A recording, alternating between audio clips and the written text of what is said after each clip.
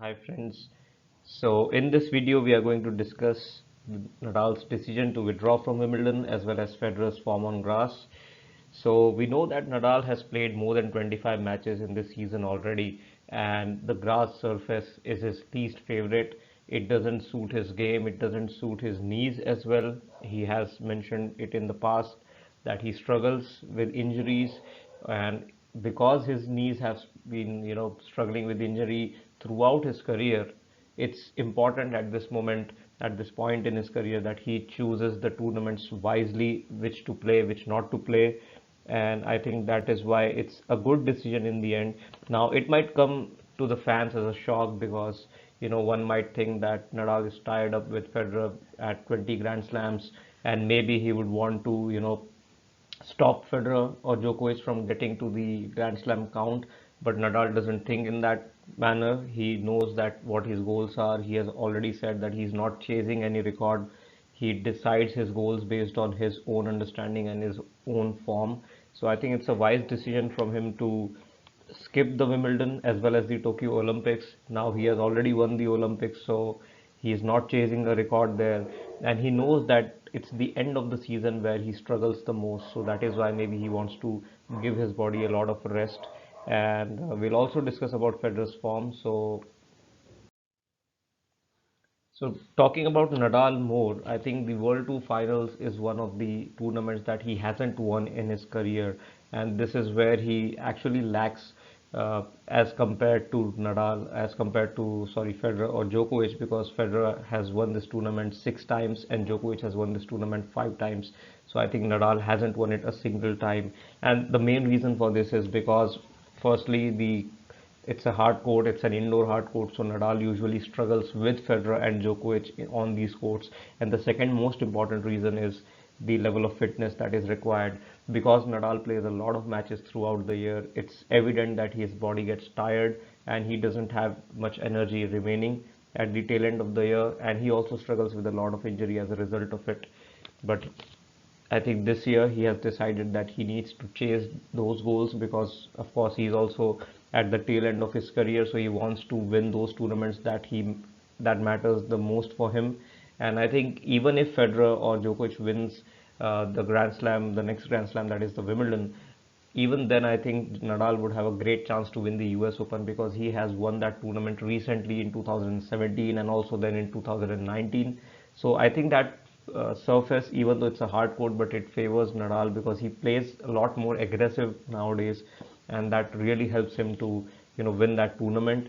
And of course, because it's not grass, the ball doesn't keep that much low, the ball bounces high, and it favors Nadal, and he can also slide on that surface. And we have seen that once he gets aggressive, he has beaten a lot of quick guys on that specific tournament.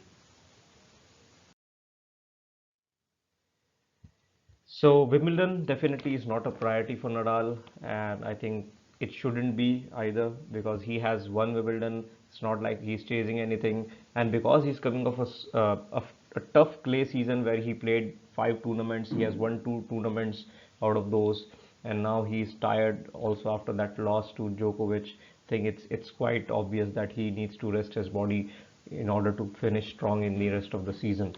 And Olympics also the same thing, because he has won Olympics. I don't think he's considering as the most important goal that he has in the season.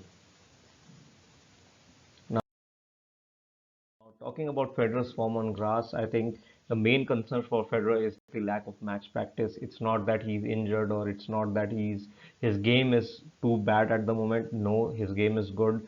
If you see, his forehand, his backhand is working, his serve is still working fine. I think the majority issues that he has is with his second serve points won.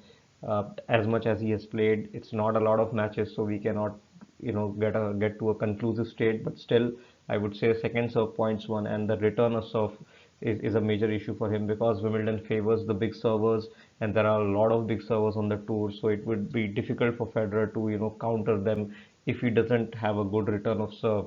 And it has to be a major shot in his victory at Wimbledon if he needs to win the tournament, because his serve is good, he can hold his serve, but then he needs to break the serve as well. And if it gets into a tie break, let's say against Djokovic, we know that Djokovic is a clutch player and he doesn't lose any tie breaks. So it will be difficult for Federer to beat him in a close match. So Federer needs to be straight away ahead in the matches that he plays. And that is why I think the second serve points won and the return of serve are a really important factor for him. And also the physical aspect, because he hasn't played a lot in the last year and a half. I think playing a five setter can be physically challenging. We saw that at Roland Garros that he was struggling physically in a lot of matches. He had an off time for 15 to 20 minutes. He was completely off in his timing and he looked visually struggling physically. He was gasping for breath. So I think that might also be a factor. Even though I think Wimbledon is the best tournament for him to play if he's suffering, from fatigue, because Wimbledon does not take that much energy out of you as part of the rhythm game. But then he needs to be really quick on his reflexes so that he can return the serve and serve out himself really nicely. So I think this is where Federer's form is. If he can improve on those two factors, I think he can still be a really tough competitor at Wimbledon. And all these withdrawals and even Federer's form, I think the player it favors the most is Novak Djokovic, because he has already won, French Open. He has beaten Federer and Nadal at Wimbledon, so he will be high on confidence anyway.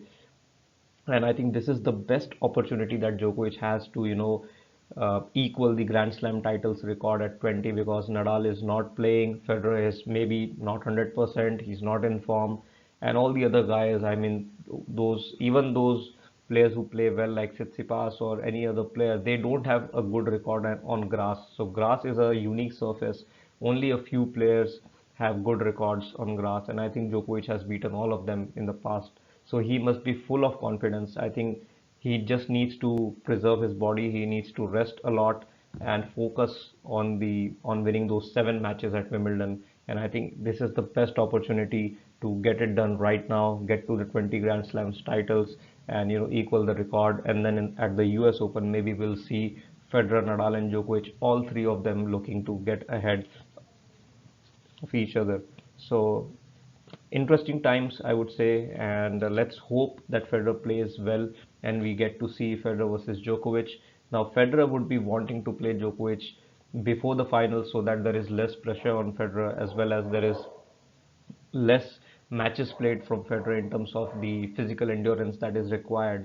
And this is possible because this year Wimbledon has changed the ranking, the seeding system. So I think Federer is going to be seeded 8th or just around that, because Nadal has now withdrawn. So Federer might be playing Djokovic in the quarterfinals if he is in the same side of the draw. But if he's in the other side of the draw, then maybe Federer gets an easy pass into the finals.